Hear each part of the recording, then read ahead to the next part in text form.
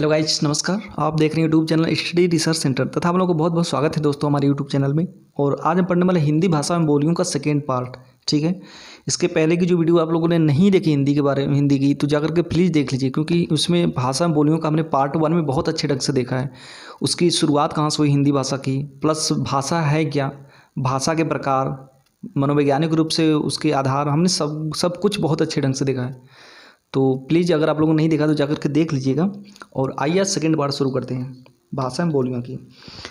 अब इसमें हम पढ़ेंगे बोली। दोस्तों, बोली क्या होती है, हम सबसे पहले ये जानेंगे। बोली जो होती है एक छोटे क्षेत्र विशेष में बोली जाने वाली भाषा ही बोली कहलाती है। देखिए, हमने आपको पहले ही बताया कि जो बोली का क्षेत्र होता है ना, ये छोटा होता है, और जबकि भाषा का क्षेत्र जो होता है बड़ा होता है। जैसे मैं मानकर चलिए कि अगर हम बोली की बात कर रहे हैं तो अवधी हो गई, ठीक है, ब्रज भाषा हो गई, ये सब बोली हैं। इनका क्षेत्र छोटा है भाषा की अपेक्षा, ध्यान रखिएगा। साहित्य रचना बोली में नहीं होती। अगर किसी बोली में साहित्य रचना होने लगती है तो उस क्षेत्र का विकास हो जाता है। ठीक है, तो बोली न होकर के उपभाषा बन जाती है। ध्यान रखिएगा, बोली न होकर के उपभाषा बन जाती है। ठीक, और देखिए, जैसे भाषा के ना, एक भाषा के अंतर्गत कई सारी उपभाषाएं होती हैं और एक उपभाषा के अंतर्गत कई सारी बोलियां होती हैं। इसका मतलब ये हुआ दोस्तों कि कई सारी बोलियां मिलकर के एक उपभाषा बनती हैं और कई सारी उपभाषा मिलकर के एक भाषा बनती हैं। तो ध्यान रखिएगा इसको। हिंदी की उपभाषाएं एवं बोलियां। देखिए, हमने पिछली वीडियो में हमने पढ़ा था कि 1927 में एक अंग्रेज प्रशासनिक अधिकारी थे, जॉर्ज अब्राहम ग्रियर्सन, ठीक है, उन्होंने लिंग्विस्टिक सर्वे ऑफ इंडिया नामक पुस्तक लिखी थी, जिसको भारतीय भाषा सर्वेक्षण बोलते हैं। उस पुस्तक में हिंदी भाषा एवं बोलियों का वर्गीकरण किया था। हम उसी के आधार पर आगे पढ़ेंगे। ठीक है, देखिए, इसमें वर्गीकरण करने का मतलब जो क्षेत्र, जिस क्षेत्र में बोली जाती हैं भाषाएं, मतलब भाषाएं तो नहीं बोलेंगे दोस्तों, उपभाषाएं, ठीक है, हम वो देखेंगे। देखिए, राजस्थान की हम बात करें, राजस्थानी हिंदी की बात करें तो देखिए सौर सैनी से निकला है। ठीक है, इसमें जयपुरी, निमाड़ी, मालवी, मारवाड़ी, भीली, मेवाती, ये सब उपभाषाएं बोली जाती हैं। अभी इसके बारे में हम डिटेल्स पढ़ेंगे, लेकिन थोड़ा सा इसका ओवरव्यू देख लीजिए पहले। उसके बाद देखिए, पश्चिमी हिंदी की बात करें तो ये भी आपकी सौर सैनी से निकली है। ठीक है, इसमें खड़ी बोली हो गई, खड़ी बोली कौरवी भी बोलते हैं, कन्नौजी, बुंदेली, हरियाणी या बांगरू प्लस ब्रज भाषा। ध्यान रखिएगा। और उसके बाद आता है दोस्तों पूर्वी हिंदी। ये देखिए, जो अर्धमागधी अपभ्रंश से निकला हुआ माना जाता है। ठीक है, इसको याद रखिएगा, ये कई बार एग्जाम में पूछ चुका है कि किससे निकली है, कौन सी भाषा, मतलब ये जो है हिंदी, पूर्वी हिंदी किससे निकली है, बिहारी हिंदी किससे निकली है, ठीक है ना, राजस्थानी हिंदी किससे निकली है, तो ये सब याद रखिएगा। ठीक है, देखिए, पूर्वी हिंदी में अवधी हो गया, बघेली हो गया, छत्तीसगढ़ी हो गया, ये बोली जाती है। उसके बाद आता है बिहारी हिंदी। दोस्तों, ये मागधी से निकला जाता है। किससे? मागधी से। इसमें देखिए भोजपुरी हो गया, मगही हो गया, मैथिली हो गया, ध्यान रखिएगा।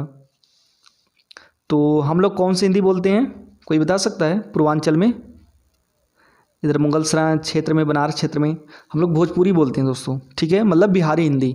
अब हमारी बिहारी हिंदी जो है इसे किससे निकली है? मागधी से, ध्यान रखिएगा। और पहाड़ी हिंदी, इसके बाद पहाड़ी हिंदी में ये जो है खस और सौर सैनी अपभ्रंश से निकला हुआ माना जाता है। इसमें देखिए कुमाऊनी, गढ़वाली, कुल्लूई बोलियां, उपभाषाएं बोली जाती हैं। ठीक है, हमने 5 देख लिया। कौन कौन सा? राजस्थानी हिंदी, ठीक है, उसके बाद पश्चिमी हिंदी, पूर्वी हिंदी, बिहारी हिंदी, पहाड़ी हिंदी। अब इन सब के बारे में हम विस्तृत से चर्चा करेंगे। आइए देखते हैं। सबसे पहले अगर हम पश्चिमी हिंदी की बात करें दोस्तों, तो देखिए इसको ना खड़ी बोली इसमें एक आती है, उसकी हम बात करेंगे। पश्चिमी हिंदी में कई सारी बोलियां या उपभाषाएं बोली जाती हैं। ठीक है, उसको याद रखिएगा। कई सारी भाषाएं, उपभाषाएं तथा बोलियां, उपभाषाएं, उसमें से हम जितने भी हैं 4-5, उसके बारे में हम देखेंगे। तो पश्चिमी हिंदी में देखिए खड़ी बोली एक उपभाषा है। ये जो है इसको कौरवी बोलते हैं, नागरी बोलते हैं, सरहिंदी बोलते हैं, हिंदी बोलते हैं। कितने नाम है? कौरवी, नागरी, सरहिंदी, हिंदी। अगर एग्जाम में पूछ दे, खड़ी बोली की जगह न दे करके कौरवी या नागरी दे दे या सरहिंदी दे दे, तो आप समझ जाना खड़ी बोली की बात हो रही है। इसका उद्भव जो है सौर सैनी से है, मतलब ये जहाँ से निकली है, किससे निकली है? सौर सैनी से। और इसका क्षेत्र जो है ना दोस्तों, ये मेरठ हो गया, बिजनौर हो गया, मुरादाबाद, रामपुर, अम्बाला, सहारनपुर, देहरादून, वैसे स्पेशली जो है ये मेरठ से निकली मानी जाती है, लेकिन धीरे धीरे ये अपने आसपास के ज़िलों में फैल गई। इसकी वजह से ये इसका जो क्षेत्र है ये सब देख लीजिएगा जो ज़िले हैं, ठीक है। इसके बोलने वालों की संख्या अगर बात करें तो 1.5 से 2 करोड़ है, ध्यान दीजिएगा। और इसकी विशेषता क्या है, ये न को ड़ में परिवर्तन कर देते हैं। बोलते वक्त न बोलना होता है ना तो ड़ बोलते हैं, ड़ ढ को ड ढ। जैसे कि मान के चलिए हम लोग बड़ा बोलते हैं ना तो बड़ा नहीं बोलते, वो बड्डा बोलते हैं, बड्डा। ध्यान रखिएगा इस चीज़ को। अब देखिए हम ब्रज भाषा की बात करेंगे। ब्रज भाषा दोस्तों इसको ब्रजी बोलते हैं, ब्रिज भी बोलते हैं, ब्रिजकी भी बोलते हैं, मणि माधुरी भी इसका नाम है, नाग भाषा भी इसका नाम है। अगर बताइए एग्जाम में अगर इस तरह से दे दे मणि माधुरी किसको कहते हैं, नाग भाषा किसे कहते हैं, तो फिर तो बड़ा मुश्किल हो जाएगा। याद रखिएगा ये सब इसका नाम है। देखिए इसका उद्भव भी सौर सेनी से निकला माना जाता है। अच्छा एक बात रखिए, अगर हम पश्चिमी हिंदी की बात कर रहे हैं तो पश्चिमी हिंदी सौर सेनी से निकला है ना, तो उसके अंदर जितनी भी उपभाषाएं हैं सभी सौर सेनी से निकली मानी जाएगी। मैं इसको बताऊं उद्भव इसका बताऊं या ना बताऊं, बट आपको याद रखना पश्चिमी हिंदी अगर सौर सेनी से निकला है तो सिंपल से उसकी जितनी भी उपभाषाएं हैं सभी सौर सेनी से ही निकली मानी जाएगी, ध्यान रखिएगा। इसका क्षेत्र जो है मथुरा, आगरा, अलीगढ़, धौलपुर। अरे आप लोगों को नहीं पता जो ब्रज भाषा है ये कृष्ण भगवान मतलब ये सब बोलते थे। तो कृष्ण भगवान कहाँ रहते थे, उनका जो भी है कृष्ण भगवान का आज के समय उनका मंदिर या जो भी चीज़ आप लोग कहाँ रहते थे, तो आप लोगों को अच्छी तरह से पता है मथुरा में रहते थे। आज भी उनका मंदिर वहाँ पे है, तो ध्यान रखिएगा वही वाला क्षेत्र है मथुरा, आगरा, अलीगढ़, धौलपुरी, मतलब उसी के आसपास मथुरा के आसपास जितने भी ज़िले हैं। और उसके अलावा देखिए ये भी है मैनपुरी, एटा, बदायूं, बरेली, बुलंदशहर, हाथरस, फिरोजाबाद, ये सब उसके पास के ही हैं। ये सब मथुरा के आसपास के ही ज़िले हैं। तो जितने भी आसपास ज़िले सब में ये ब्रज भाषा चलती है। अच्छा ये देखिए गंगा यमुना की मध्य की भाषा होने के कारण डॉक्टर ग्रियर्सन ने जो 1927 में जॉर्ज अब्राहम ग्रियर्सन थे जिन्होंने लिंग्विस्टिक सर्वे ऑफ इंडिया पुस्तक लिखी, उन्होंने क्या किया इसका एक नाम दिया अंतर्वेदी। अंतर्वेदी दोस्तों क्यों नाम दिया, क्योंकि ये गंगा और यमुना की मध्य की भाषा थी। एक साइड गंगा पड़ता था, एक साइड यमुना, तो उसी के बीच में मतलब ये पड़ता था स्पेशली इसका क्षेत्र, इसलिए इसका अंतर्वेदी नाम दे दिया गया। इसके बोलने वालों की संख्या 3 करोड़ है। कितना, लगभग में 3 करोड़। और ताजुबेकिस्तान में ब्रज भाषा बोली जाती है जिसे ताजुबेकी ब्रज भाषा कहते हैं। देख लीजिए, इसको याद रख लीजिए दोस्तों, अगर एग्जाम में दे देना कि ब्रज भाषा कौन से देश में बोली जाती है या फिर ताजुबेकिस्तान में कौन सी भारतीय उपभाषा बोली जाती है, ठीक है, तो इसको याद रखिएगा। अब देखिए पश्चिमी हिंदी के अंतर्गत हरियाणवी आता है। हरियाणवी जो है इसका नाम हरियाणी, हरियाणी, देसाणी, जादू, बांगरू। अब सोचिए उपभाषाओं का नाम देसाणी, जादू, बांगरू, मतलब जादू भी हो सकता है क्या उपभाषाओं का, पूछ देगा हिंदी के एग्जाम में, मतलब जो भी जिसमें हिंदी आती है उसमें पूछ देगा जादू क्या है, दे देगा अपना ऑप्शन, भाषा, बोली, उपभाषा, तो बड़ा मुश्किल हो जाएगा। इनमें से कोई नहीं, तो आप इनमें से कोई नहीं करके चले आओगे, क्योंकि आपको अच्छी तरह से बात पता है, इतना आप जानते हो कि उपभाषा जादू नहीं होती। आप इनमें से कोई नहीं करके चले आओगे, लेकिन ध्यान रखना ये हरियाणवी भाषा है, उपभाषा है का नाम है, ठीक है। इसका उद्भव सौरसेनी, क्षेत्र इसका हरियाणा। जब हरियाणवी तो सिंपल सी बात है हरियाणा, दिल्ली का देहाती भाग, करनाल, रोहतक, हिसार, पटियाला, जींद, नाभा। इसकी विशेषता देखिए ध्वनि, इसकी विशेषता ये ना कि इसमें ध्वनि लोप हो जाती है, जिसे अंगूठा को गूठा बोलते हैं, ठीक है, अंगूठा को गूठा बोलते हैं। हरियाणवी भाषा का ये सब विशेषताएं हैं। मन्ने हरियाणवी भी जाने से, मन्ने हरियाणवी भी जाने से, ठीक से ये सब होती है हरियाणवी। थोड़ा सा बता रहा हूँ आप लोगों को, ऐसे बोलते हैं मन्ने हरियाणवी भी जाने से, ध्यान रखिएगा। उसके बाद आता है बुंदेली। इसका उद्भव सौरसेनी, ये भी सौरसेनी से क्षेत्र इसका जो भी बुंदेली का मतलब देखिए उसके हम हेडिंग से ही पहचान जाएंगे, आपको बहुत ज़्यादा रखने की जरूरत। जो बुंदेलखंड का क्षेत्र है, बुंदेली का मतलब सिंपल सी बात है बुंदेलखंड क्षेत्र की बात करेगा तो इसके झांसी, छतरपुर, जालौन, हमीरपुर, ग्वालियर, ओरछा, सागर, होशंगाबाद, बुंदेली, ये आपका बुंदेली यहाँ पर बोली जाती है, ध्यान रखिएगा। कुछ एमपी का, कुछ यूपी का, ठीक है। और प्रसिद्ध लोकगीत आल्हा जो है मूलतः बुंदेली की उपबोली बनाफरी में लिखी गई है। जो लोकगीत है आल्हा, ठीक है, बुंदेली की एक उपबोली है बनाफरी, उसमें लिखी गई है, ठीक है। अच्छा आल्हा उदल के बारे में तो आप लोग जानते होंगे दोस्तों, ये बहुत ही वीर प्रतापी लोग थे, ठीक है। तो अगर आप लोग इनके बारे में नहीं जानते तो यूट्यूब पे सर्च कीजिए, बहुत सी मतलब स्टोरी मिल जाएगी इनके बारे में। बहुत ही प्रतापी ये सब लोग थे, चलिए आगे देखते हैं। इसकी जो विशेषताएं हैं ना दोस्तों, ये रो को ओ बोलते हैं। जैसे मान के चलिए किसी ने बोला तुम्हारो, ठीक है ना, हम लोग बोलते हैं तुम्हारो, तो वो बोलेंगे तुम्हाओ, मतलब रो को र ना बोल करके ओ बोल देंगे। या को जा बोलेंगे, यदि को यदि बोलेंगे, ठीक है, व को व बोलेंगे। तो ध्यान रखिएगा, ये सब चीज़ें होती है, ये विशेषताएं हैं इसकी बुंदेली। अच्छा हो गया ये। अब देखिए पश्चिमी हिंदी की एक उपभाषा है कन्नौजी, गिलास्ट है। इसका उद्भव सरसेनी है, ठीक है। इसे ब्रज की उपबोली माना जाता है। क्या बोला जाता है? ब्रज की उपबोली। एग्जाम में पूछेगा ब्रज की उपबोली किसे मानते हैं, तो कन्नौजी को करेंगे। किसको? कन्नौजी को। इसका क्षेत्र जो है इटावा, शाहजहाँपुर, फर्रुखाबाद, हरदोई, कानपुर। अच्छा ये चीज़ें याद रखिएगा दोस्तों, ये जो जितनी भी हम ज़िले या सिटी का नाम बता रहे हैं ना, इसको ज़रूर से याद रखिएगा। एग्जाम में बहुत बार पूछता है कि इटावा क्षेत्र में मुख्यतः कौन सी उपबोली या उपभाषा बोली जाती है। तो ऐसे आजकल ना लेवल बढ़ाया है, तो अब सीधे जिलों के नाम पर पूछ देता है। ध्यान रखिएगा इसको। बहुत ज़्यादा आपको इसमें रटने की ज़रूरत नहीं है। पता है कैसे याद होगा? आप स्पेशली बस बोली का जो उपभाषा है ना, उसका नाम देखिए कि ब्रज भाषा है, तो बस सिंपल सी बात है, आप अनुमान लगा लीजिए ब्रज भाषा मतलब कि मथुरा वाला क्षेत्र, ठीक है। बुंदेली बोलता है तो बुंदेलखंड वाला क्षेत्र। तो ऐसे अनुमान लगा लेंगे ना, तब भी काम हो जाएगा। उसके बाद देखिए आता है पूर्वी हिंदी। पूर्वी हिंदी ये जो है ना अर्धमागधी, ये अर्धमागधी अपभ्रंश से निकली हुई है। किससे? अर्धमागधी। और इसको इसमें देखिए कई भाषाएं हैं इसमें भी। जैसे हमने पश्चिमी हिंदी के अंतर्गत 5 उपभाषाएं देखी, उसी तरह पूर्वी हिंदी के अंतर्गत 5 उपभाषाएं या बोलियां देखेंगे। इसमें क्या है? अवधी की बात करें तो देखिए इसको कौशली बोला जाता है, प्लस बैसवाड़ी बोली भी बोली जाती है। क्या? कौशली प्लस बैसवाड़ी बोली भी, ये उसके नाम है अवधी के। इसका देखिए उद्भव जो है अर्धमागधी। देखिए हमने आपको पहले भी बताया कि उद्भव जो है उसका जो मेन है पूर्वी हिंदी का उद्भव अर्धमागधी अपभ्रंश से। तो इसकी जितनी भी बोलियां होगी, ठीक है ना, वो सब अर्धमागधी से ही निकली मानी जाएंगी। तो इसको ध्यान रखिएगा, हमने लिख तो दिया है लेकिन आप लोग हमेशा से याद रखिएगा इसको।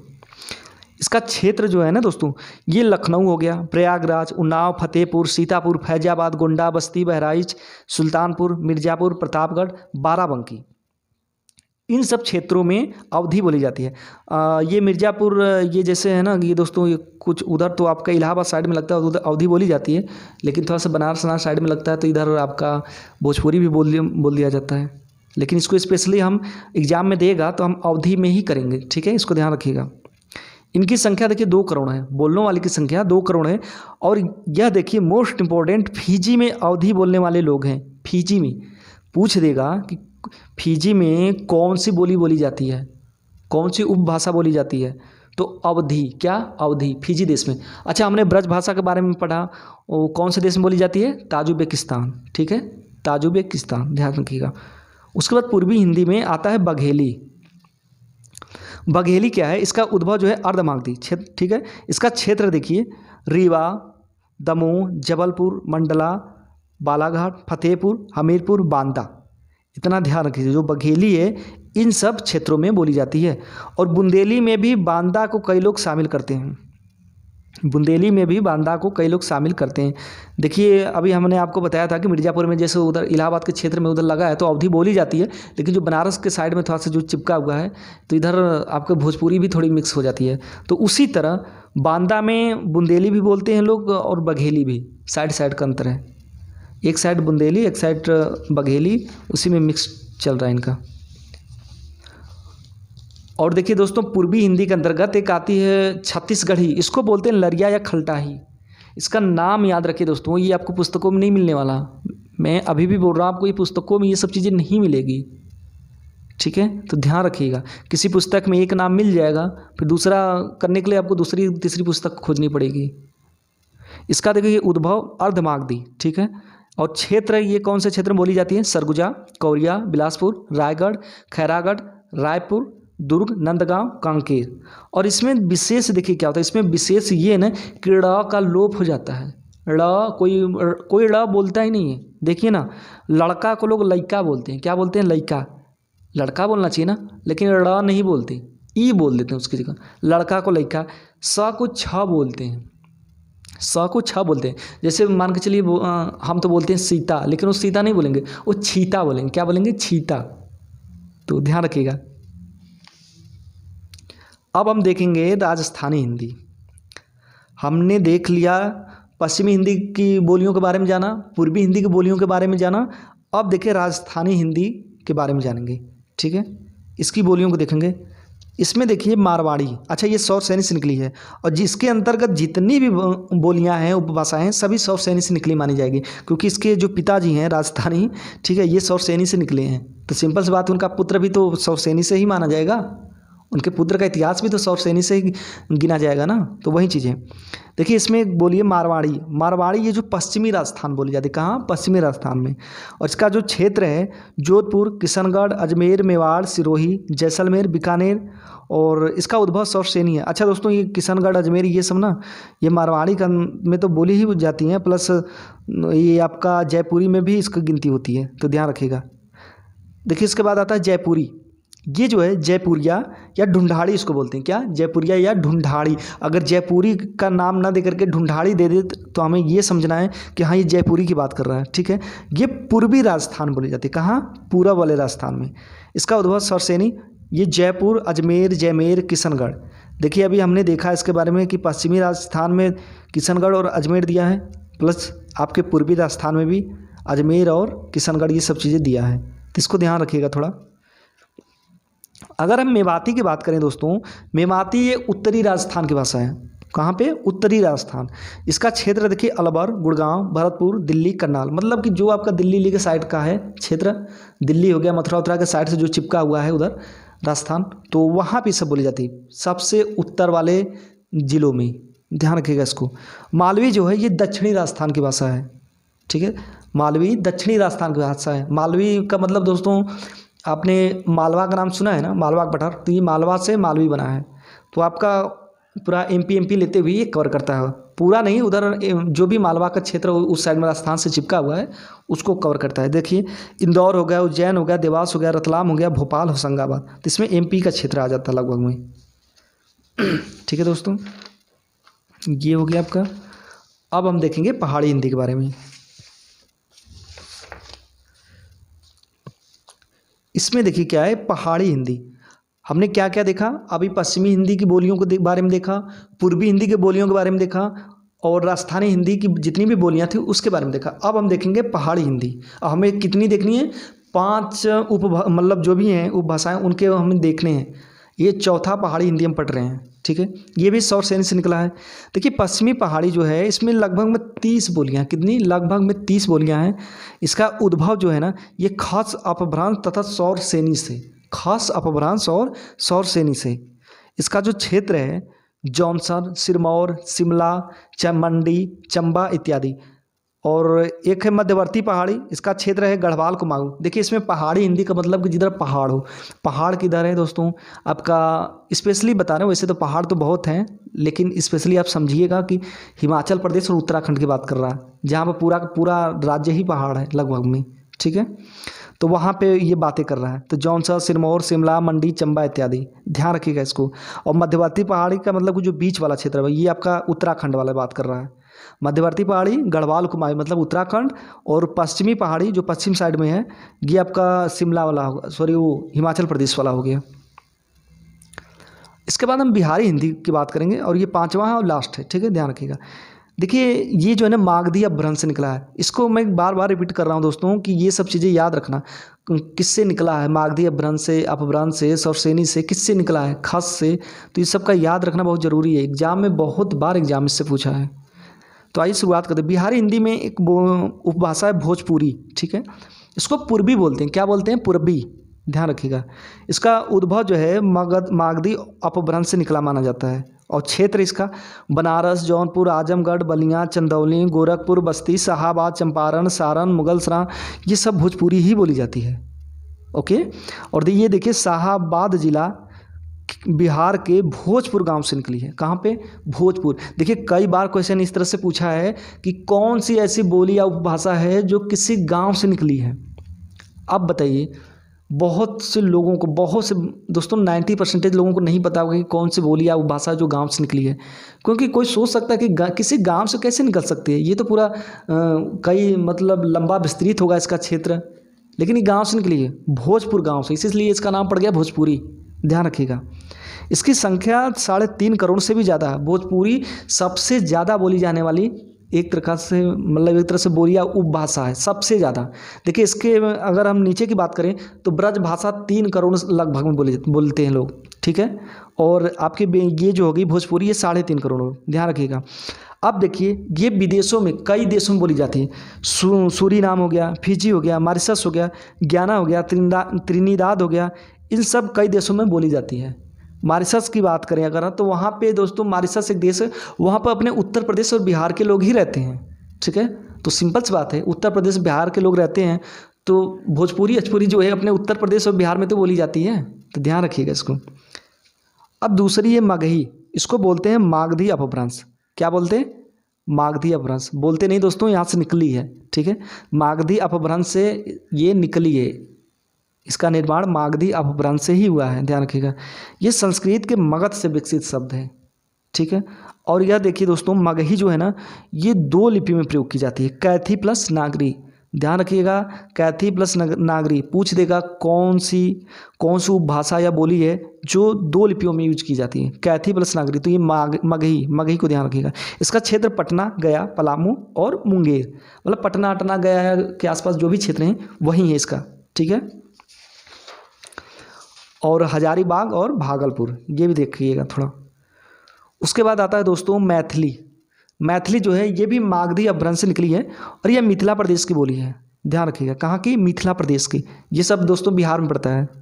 ये 3 लिपियों में लिखा जाता है, मैथिली, कैथी, नागरी। अभी हमने देखा इसके पहले जो मगही थी, ठीक है, वो कैथी प्लस नागरी में लिखी गई, लेकिन मैथिली जो है ये मैथिली, कैथी प्लस नागरी तीनों लिपि में लिखी गई है, ध्यान रखिएगा। इसका क्षेत्र दरभंगा, मधुबनी, मुजफ्फरपुर, पूर्णिया, मुंगेर, ये पूरा प्योर बिहार वाला क्षेत्र आ गया, ठीक है, ध्यान रखिएगा इसको। संविधान में हिंदी भाषा को राजभाषा का दर्जा दिया गया है दोस्तों, और भाग 17 में अनुच्छेद 343 से 351 तक हिंदी के लिए बातें कही गई है। और जो आपका 22 भाषाएं संविधान में वर्णित की गई थी ना, तो उसमें भी शामिल है हमारी हिंदी। तो इस तरह से हमारा ये भाषा बोलियों का चैप्टर समाप्त हुआ। अब नेक्स्ट हम पढ़ेंगे वर्णमाला, ठीक है। और वीडियो पसंद आता तो लाइक कीजिए, सब्सक्राइब कीजिए, शेयर कीजिए, ठीक है। नमस्कार।